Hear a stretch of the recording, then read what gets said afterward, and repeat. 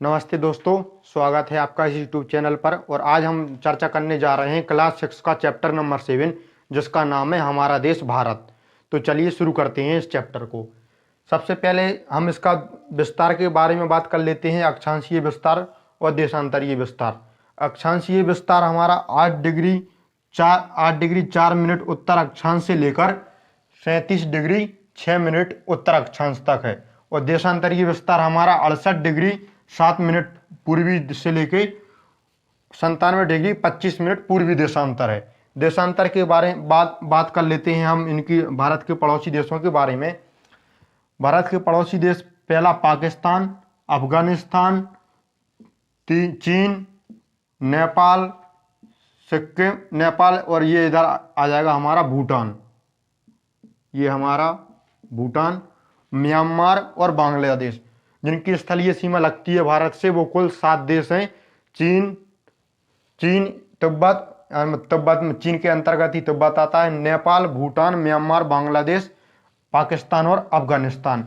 अब इसमें बात कर लेते हैं हम गुजरात से लेके अरुणाचल प्रदेश की जो दूरी है हमारी, मतलब पश्चिम से लेके पूरब तक की जो पूरी दूरी है वो है 3200 किलोमीटर।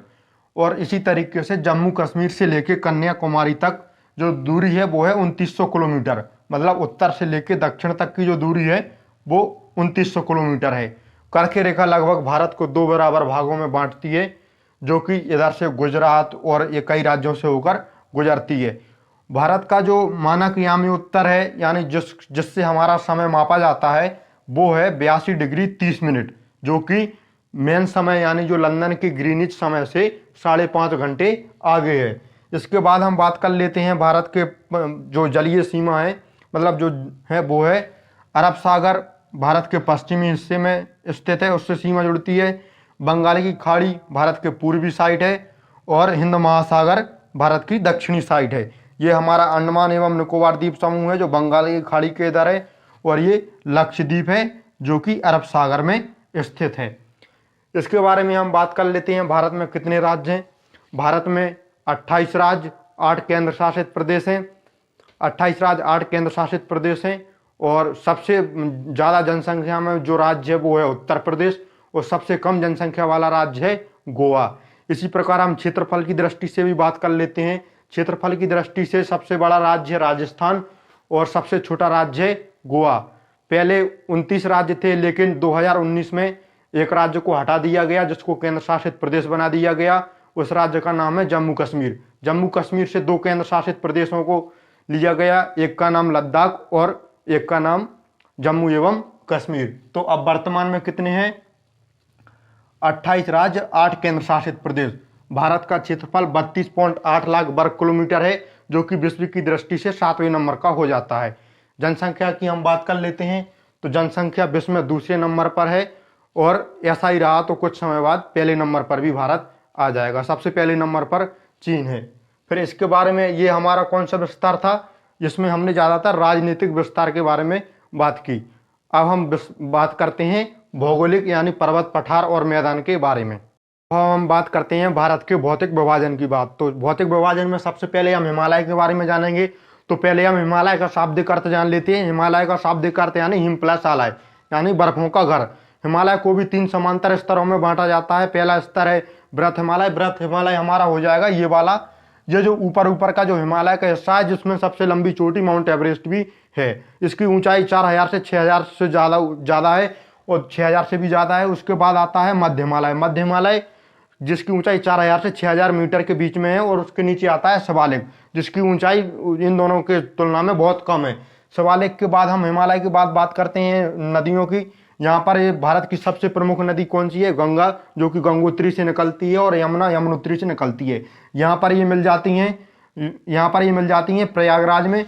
प्रयागराज, इसके बाद जो इनसे नदियों से जो बनता है वो मैदान बनता है, और जो नदियाँ आती हैं वो जड़ोल निक्षेप लेके आती हैं, इसलिए यहाँ पर जड़ोल मिट्टी का निर्माण हुआ है। यही सबसे ज़्यादा उपजाऊ मिट्टी है।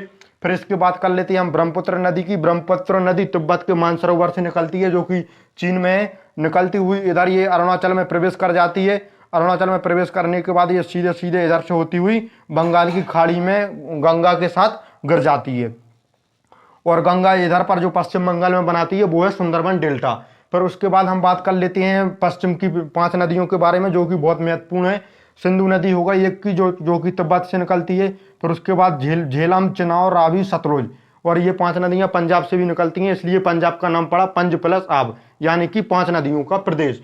फिर उससे नीचे आते हैं हम, उत्तर से दक्षिण की तरफ आते हैं तो हमारे लिए ये पश्चिम का मरुस्थल मिलता है जो कि जैसलमेर राजस्थान के साइड में हो जाता है, और कुछ कच्छ का रण भी आ जाता है। ये अरावली श्रेणी राजस्थान में स्थित है। उसके बाद विंध्य श्रेणी से 2 महत्वपूर्ण नदियां निकलती हैं, नर्मदा और तापी। कौन सी नदियां? नर्मदा और तापी। और ये ऐसी नदियां हैं जो कि पूरब से पश्चिम की तरफ बहती हैं, और ये सब नदियां हैं पश्चिम से पूरब की तरफ बहती हैं। लेकिन नर्मदा और तापी 2 ऐसी महत्वपूर्ण नदियां हैं जो कि निकलती हैं और पश्चिम की तरफ बहती हैं। तो ये नर्मदा और तापी ये मध्य प्रदेश, महाराष्ट्र और गुजरात से होते हुए अरब सागर में गिर जाती हैं। महत्वपूर्ण नदियां, अरब सागर में गिरने वाली 2 नदियां नर्मदा और तापी। ये हमारा दक्कन का पठार हो जाएगा। ये हमने बात कर ली, ये उत्तर का विशाल मैदान हो गया है। ये हमारा जम्मू कश्मीर, ये पर्वत मतलब ये पर्वतीय हो गए हैं। इसमें हमारा इधर उत्तराखंड, इधर हिमाचल प्रदेश और इधर हमारा उत्तराखंड आ जाता है। दक्कन के पठार के नीचे जो हमारे 2 घाट स्थित हैं, मतलब वो हैं पश्चिमी घाट और पूर्वी घाट। पश्चिमी घाट की सबसे लंबी श्रेणी हो जाती है अनाई मुंडी जो कि 2300 कुछ मीटर ऊंची है, और ये पूर्वी घाट है। और पश्चिमी घाट से पूर्वी घाट की कुछ तरफ बहती जो कुछ महत्वपूर्ण नदियां हैं वो हैं गोदावरी, कृष्णा और कावेरी। और गोदावरी, कृष्णा और कावेरी। गोदावरी जो है महाराष्ट्र से निकलती है, और कृष्णा और कावेरी जो कि तमिलनाडु से निकलती हुई बंगाल की खाड़ी में गिर जाती हैं, बंगाल की खाड़ी में गिर जाती हैं। ये हमारे अंडमान एवं निकोबार द्वीप समूह है, ये लक्षद्वीप समूह है, ये केरल के पास में स्थित है। और अंडमान एवं निकोबार द्वीप समूह ये हमारे बंगाल की खाड़ी में स्थित है। आज हमने फ्रेंड्स चर्चा की भारत के भौतिक विभाजन और भारत के राजनीतिक विभाजन के बारे में। यहाँ पर हमने राज्यों के बारे में भी जाना, राज्यों के साथ साथ हमने पर्वत, पठार, मैदान एवं नदियों के बारे में भी कुछ विशेष जानकारी ली। उम्मीद करता हूँ आपको ये वाला वीडियो पसंद आया हो तो लाइक करें, शेयर करें, सब्सक्राइब करें और कमेंट करना ना भूलें। जय हिंद।